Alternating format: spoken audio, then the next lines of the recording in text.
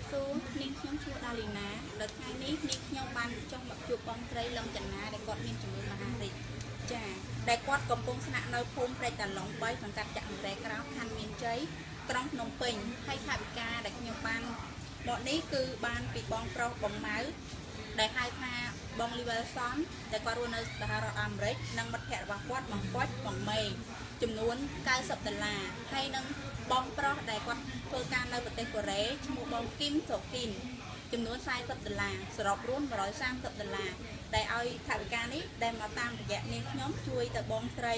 លឹមចនាដែលគាត់មានអាយុ41ឆ្នាំជំងឺពោះបងប្រុសចាហើយជំងឺរបស់បងមានកើតយូរហើយណាបងចាកើតយូរមួយរយៈពេលមួយឆ្នាំពេលខ្ញុំដឹងវា5ឆ្នាំតែកំណងខ្ញុំទៅចោះដឹងថាខ្ញុំហាហិកដល់មកដល់ឥឡូវនេះ3ឆ្នាំចាហត់រងតែខ្ញុំចោះមកដល់ឥឡូវគឺយើងហ្នឹង3ឆ្នាំដោយសារនាងខ្ញុំមិនអាចសួរគាត់ឲ្យបានយូរពីព្រោះគាត់មានលក្ខណៈជំងឺធ្ងន់ធ្ងរចាអញ្ចឹងខ្ញុំសូមជូនថវិកាទៅដល់បងស្រីតែម្ដងចាបងប្រុសដែលគាត់ស្នាក់នៅសហរដ្ឋអាមេរិកហ្នឹងនិងមិត្តភក្តិគាត់ហ្នឹងបងម៉ៅបងប៉ុចបងហេងចំនួន$90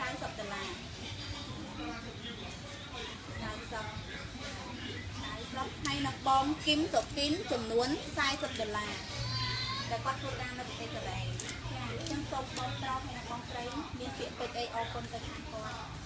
សូមអរគុណបងប្រុសដែលនៅសហរដ្ឋអាមេរិកនិងកូរ៉េចាសូមអរគុណបងប្រុសនៅសហរដ្ឋអាមេរិកហើយនៅកូរ៉េសូមជូនពរបងឆ្នាំថ្មីមានសុខភាពរស់ស៊ីមានបានហើយវែងនាងខ្ញុំលីណាសូមអរគុណដល់បងប្រុសទាំងអស់ដែលគាត់មានចិត្តសប្បុរសធម៌ហើយផ្ដល់ថវិកានេះតាមរយៈនាងខ្ញុំចាហើយជាចុងក្រោយនាងខ្ញុំសូមជូនពរទៅដល់បងមានសុខភាពល្អរកស៊ីមានបាននិងសម្រេចអ្វីដូចបំណងប្រាថ្នាចា